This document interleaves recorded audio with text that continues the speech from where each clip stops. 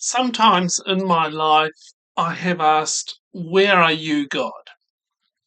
I thought that if I prayed more, if I read my Bible more, if I attended church more, if I gave more money, then I would feel better. Okay. And then I looked at everyone else and they seem genuinely happy that they don't have any problems that I have. And I might just open myself up to some of them and tell them how I'm feeling, how I might be quite depressed. And they just seem to skip past whatever's going on inside and just tell me to do more and try harder. And some tell me, and I've heard this from people, and I've heard other people say this about to them, there must be sin in your life, um, that I haven't forgiven somebody or something. And this is causing my depression or whatever.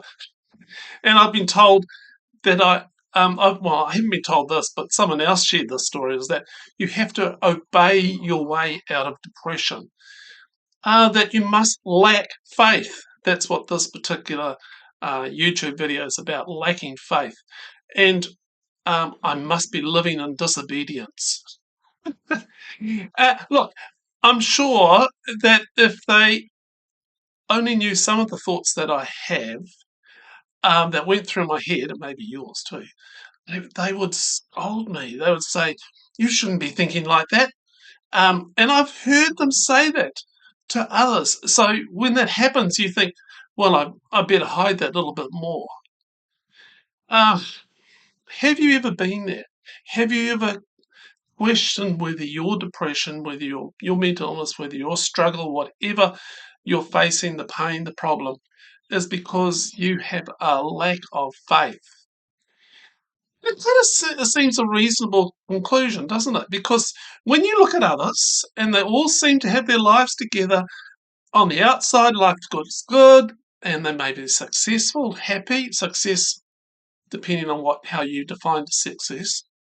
But I would suggest that humanity is extremely good at masking the internal world of struggle that is going on, and put put a person under enough pressure and stress, and that mask cracks. The walls fall down, and your true human fragility is shown. And added to this, I have found that many of our church services can kind of create a disconnect with real world reality. There's a hyped up worship service, prosperity teaching, try harder sermons on the Sunday, and they kind of fall flat in the middle of the night when you're hit with waves of depression and anxiety, and it just crashes on your brain, and you think, I must lack faith. God must be angry with me. Um, I want to say that the answer is not in self-condemnation or trying harder. The answer is actually in self-compassion, understanding the self, and then changing millimeter by millimeter. And if you've watched any of these posts, if you've read any of my content, I just keep on going back to millimeter by millimeter progress. Because that's what I've found that's helped me, and thousands of others would agree too. The Bible is actually full of stories of real people, just like you and me, real lives, taking millimeter steps of change. We find this lady called Naomi. She's bitter in grief, loss. Then there's this guy called Job. He has lost everything, and he sits out in the rubbish dump, throwing dust over himself and just questioning his very existence. It's actually that the book of Job is actually the oldest book in the Bible.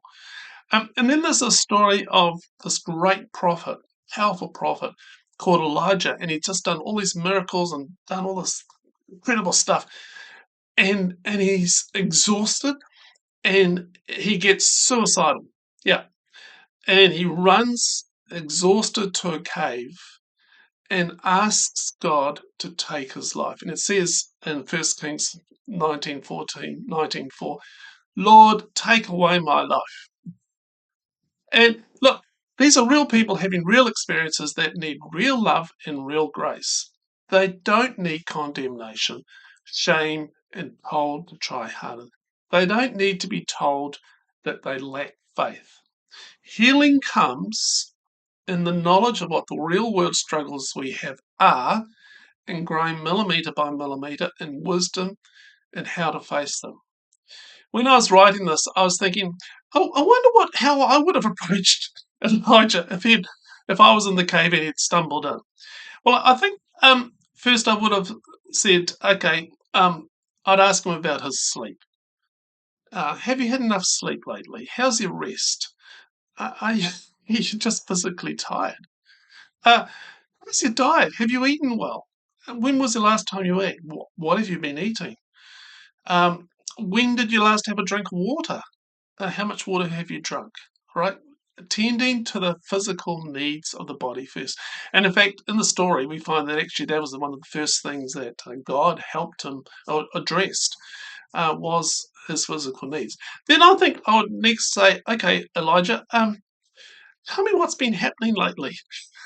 What are the recent stresses that have happened to you? And he had a lot, big ones, all right? And name them one by one. And then I'd explain the stress vulnerability model. And if you want to find out more about it, you'll have to come over to the website. There's a link in the show notes to how you can actually access this particular block. But I would explain the stress vulnerability model and that how anybody, any physical body, any person will crack if they are put under enough pressure. We're human, okay? We can't handle everything. Third, I might say, have you got a family history of depression or unwellness? Is this kind of like a genetic thing going on as part of the makeup? All right, is that part of it? Then I would do this. I would create a millimeter plan. There's that word again. Because I believe recovery from depression or mental illness doesn't come solely from wishing and praying and hoping. I think there's a song like that, doesn't it? It comes from applying wisdom and doing the practical work step by step. And a holistic recovery plan might involve number one, seeing a doctor, getting a general checkup, blood tests, maybe some medication. It might involve definitely I think problem solving some of the stressors that are happening to the person. Then I would look at creating a thinking compass. And this is like a little book. You write down things that you need to tell yourself every day because we need to retrain the brain. And then I would also look at building like a supportive nest. Who are the people that are around you that actually can help you and encourage you and support you in your recovery? Who are safe relationships that are going to journey with you? You see, I believe recovery from depression or any other mental illness does not come from wishing, hoping, and praying, but from wisdom, understanding, and doing the work, millimeter by millimeter. Hey, and just a little promo. I've got a free ebook that I'd like to give you called Out of the Darkness. Come over to the website, fill out the email form, and I'll send it to you. So, where does faith come into this whole thing? And I think we've got tripped up into our thinking by considering that faith is purely about what we believe, have confidence in, trust in, that it's measured in terms of getting our beliefs right and how much we believe them, and then trusting and willpower to make it happen. I remember years ago that a pastor said in front of the whole church that I attended that I lacked faith. He didn't say my name exactly, but yeah, people knew who he was talking about. It deeply wounded me. It was spiritual abuse, and soon after I left that church, the toxic church. I believe that faith is both a noun and a verb. Faith as a noun is like trust or a confidence in something or someone. It's what you believe. I have faith. I believe certain things. But I also believe faith as a verb and it's something like it's an action, it's an occurrence, it's doing something. The story I believe where we often get this whole thing of lack of faith is from where Jesus said the words, your faith has made you well. And there's two Jesus stories where he says this.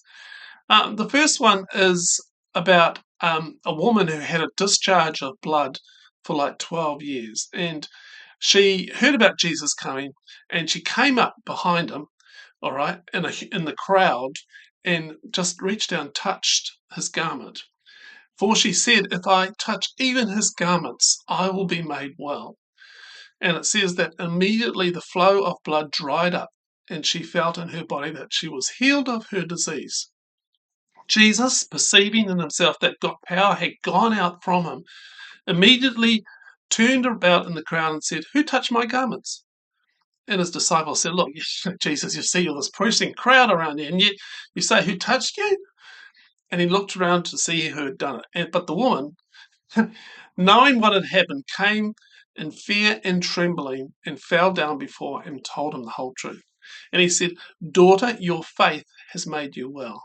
Go in peace and be healed of your disease." The second instance of this was for the guy called blind Bartimaeus. That's what I'm calling him.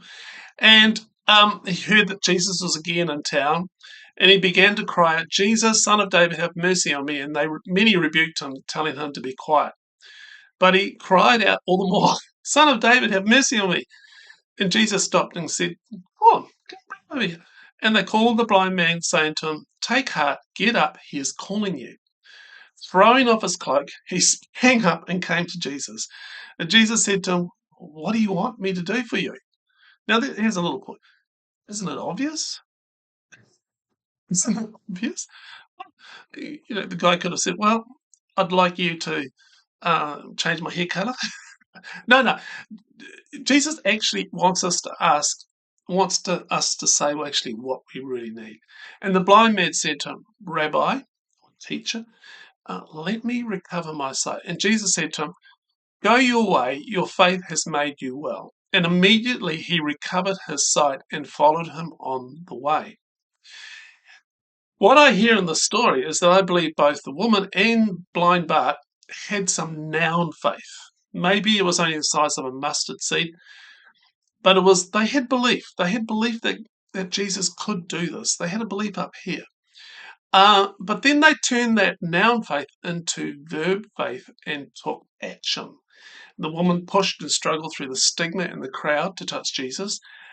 Blind Bart, he cried up and sprang and came to Jesus and said, and asked to be healed. It was action.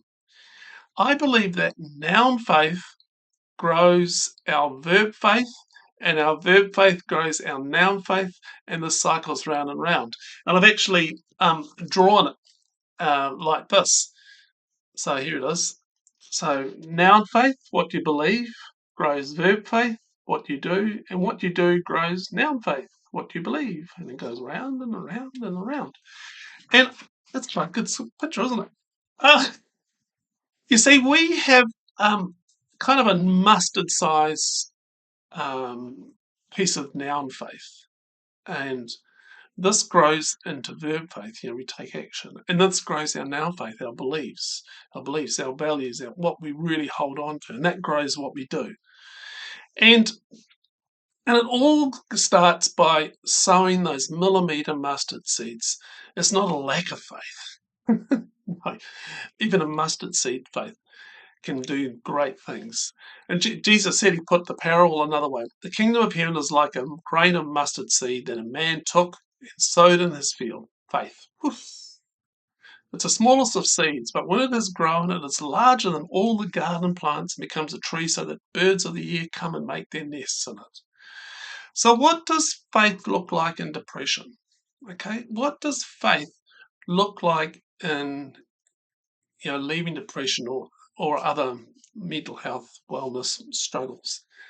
Faith as a verb, as a course of action, may look like this: making an appointment with your doctor. Okay? Brushing your teeth. Now, that may sound really strange, but finding an achievement in little things like brushing your teeth every day. Okay? Reading a chapter out of my book, Out of the Darkness, and if you want a copy of that, fill out the email form, subscribe, and I'll send you a copy. watching the video I've created called Dig Yourself Out of Your Hole, which is a free course that again, if you're signed up to the email list, I'll send it to you. Reading some other blog posts that are written on Turning the Page. It's little acts of verb faith add up, will help you to leave your dark. Hey, like the video, share it with somebody else, leave a comment, click on the links, subscribe. You know all of what to do, but I do pray that you would take lots of verb faith, do things, and don't listen to people who say to you that it's a lack of faith that you have depression or any other mental unwellness. Bye.